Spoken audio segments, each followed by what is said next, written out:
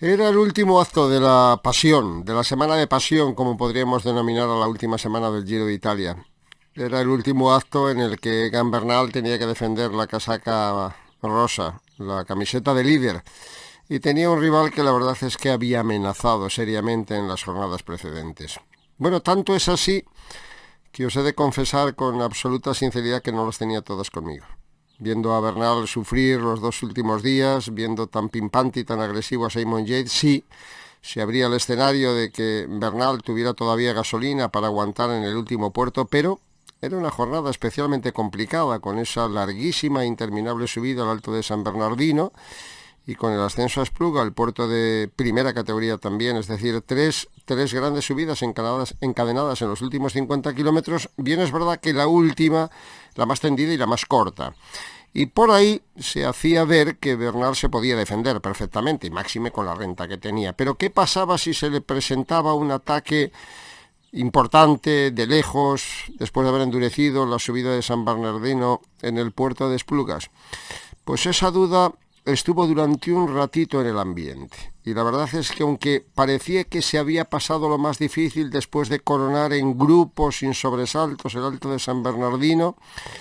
el ataque de Damiano Caruso conmocionó por completo la carrera. A ver, no era Caruso el corredor más importante, no parecía, a pesar de todo, de su brillante y espectacular victoria al final, que Caruso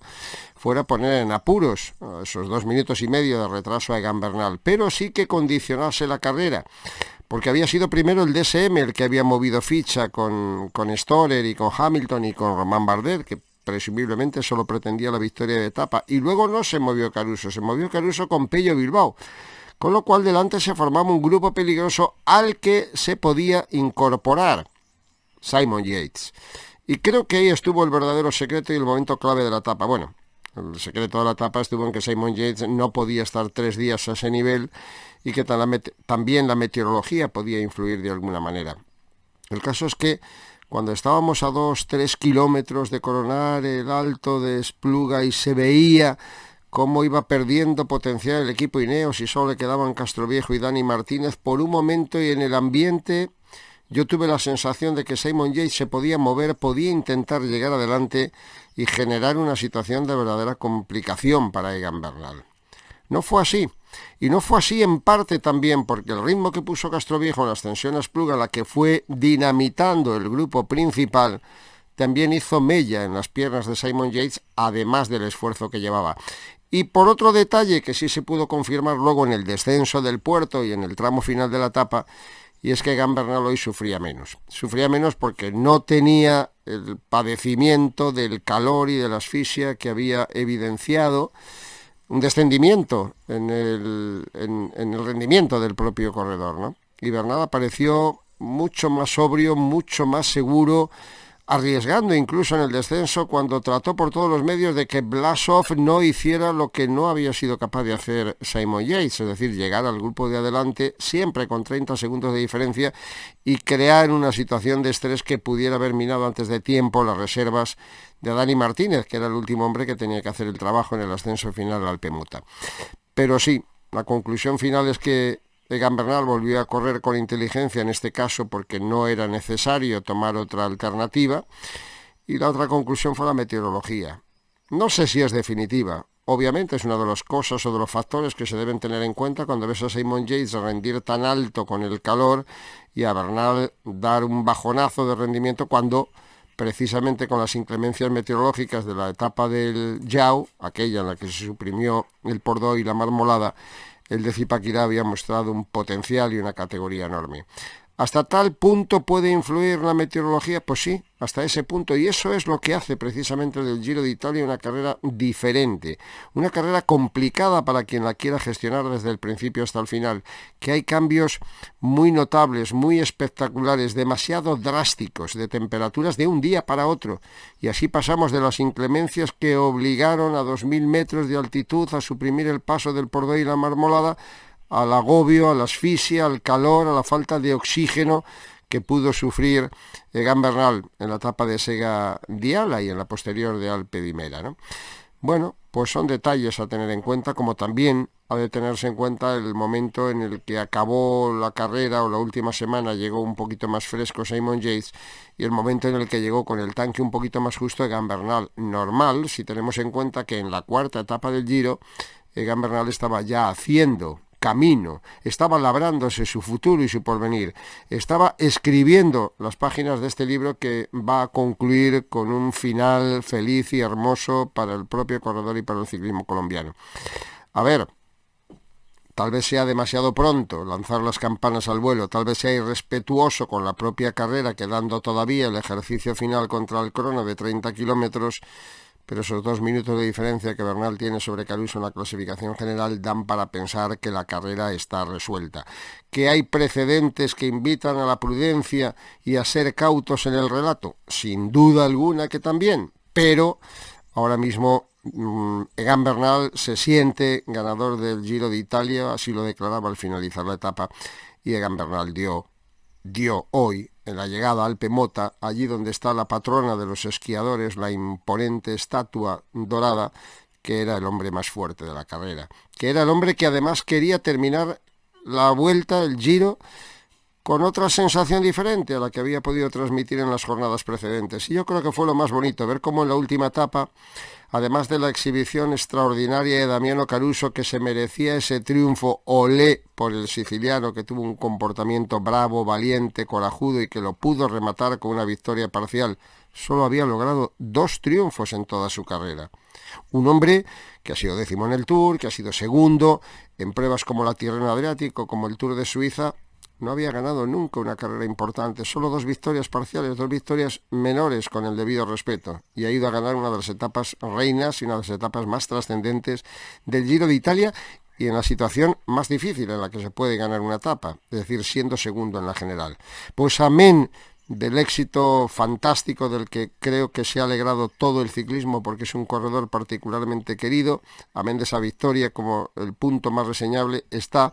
la actuación de Egan Bernal para terminar de una forma brillante una carrera que le había puesto en una situación un poco tensa. No solo aguantó la rueda de Dani Martínez para firmar una ascensión formidable, sino que además al final, lejos de llegar en agonía, tuvo los arrestos para buscar la segunda plaza, para distanciar a Simon Yates, a Alexander Blasov, a Hugh Carthy, a todos los que en resumidas cuentas le han perseguido casi todos los días en cada una de las etapas de esta carrera. Hagamos en números el balance de lo que nos regalaron los 160 kilómetros que separaban Verbania, la patria de Pipo Gana, de Alpe Mota, con la victoria de Caruso y Bernal segundo a 24 segundos, tercero Dani Martínez a 35, cuarto Bardet a 35, quinto Almeida a 41, sexto Yates a 51. Se da la casualidad de que Bernal le sacó a Yates los 27 segundos más 6 de bonificación, los mismos 33 segundos que la víspera le había cobrado el británico al de Zipaquirá. Séptimo Blasov a 1.13, octavo Carthy a 1.29, noveno Fórmulo a 2.7, la 10ª plaza para Pedrero a 2.23 y ya se dejaron ir Tobias Foss y el propio Daniel Martin, que con las plazas aseguradas en la clasificación general perdieron contacto en los últimos kilómetros. Mención especial para Dani Martínez, claro que sí, y vamos a ver si mañana tiene la oportunidad de mejorar la posición, porque él volvió a hacer un carrerón igual que Jonathan Castroviejo, que le confirman en este caso al de Bogotá como un ciclista, ojo, un ciclista de nivel, un ciclista capaz de grandes empresas, como lo reconocía el propio Bernal. En resumidas cuentas, un ciclista que debiera dar más que para ser gregario, pero él eligió de momento, y en esta tesitura estar al lado de Egan Bernal, y otras carreras u otros momentos vendrán en su andadura, incluso dentro del equipo de Ineos, para ser protagonista de una gran vuelta, como lo fue el año pasado, ganando Dauphiné. La clasificación general deja las 3 primeras posiciones absolutamente establecidas, o tal parece. Bernal aventaja en 1.59 a Caruso y en 3.23 a Yates. Es decir, que Caruso tiene sobre Simon Yates 1 minuto 24 segundos de ventaja, y Caruso firmó ya una magnífica contrarreloj el año pasado que le valió al final la 10ª plaza en el Tour de Francia al finalizar séptimo en la famosa cronoescalada de La Planche de Bellefilles, donde Pogačar asestó el golpe definitivo. Cuarta plaza para Blasov a 7 minutos, es decir, inaccesible el podium. Y observad a partir de ahí que Bardet es quinto a 41 segundos de Blasov, que Dani Martínez es sexto a 49 segundos de Blasov, que Almeida es octavo a 1 minuto 43 segundos. En resumidas cuentas, que del cuarto al octavo hay 5 hombres peleando por los 2 puestos de más privilegio, que son el cuarto y el quinto, para acabar en el top 5. Es decir, de Blasov cuarto, como veis, a Almeida hay 1 minuto 43 segundos. En ese minuto 43 segundos están Blasov, Bardet, Martínez, Carci y Almeida. Ni qué decir tiene que el portugués es el que tiene más opciones por sus condiciones de magnífico contrarrelojista, y Dani Martínez tiene una oportunidad espléndida para acabar en el top 5. En ese recorrido que veis ahí, con 30 kilómetros que nos llevan hasta Milán, el desenlace siempre fastuoso junto al Duomo de esta fantástica edición del Giro de Italia. 30 kilómetros contrarreloj que no aclararán ninguna novedad entre los 10 primeros de la clasificación, más allá de los 10 primeros, porque a Daniel Martin lo tenemos a 16 minutos y a George Bennett a más de 20 minutos, es decir, por ahí no hay ninguna opción para que entre entre los mejores. Pero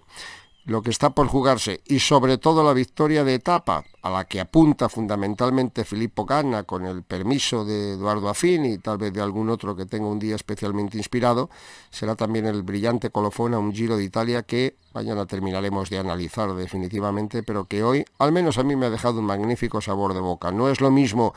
ganar el Giro en agonía, sufriendo y mostrándote inferior al final a tu gran rival, que hacerlo con la autoridad, con el coraje, con la clase y con la inteligencia con la que ha sabido correr esta carrera Egan Bernal. En un año dificilísimo, viniendo de una situación especialmente delicada en lo físico, estando incluso en dudas su participación pocas fechas antes del comienzo de la carrera y terminando de esta forma tan brillante. Es para sentirse satisfechos y, como aficionado, es para agradecérselo al Cóndor de Zipaquirá.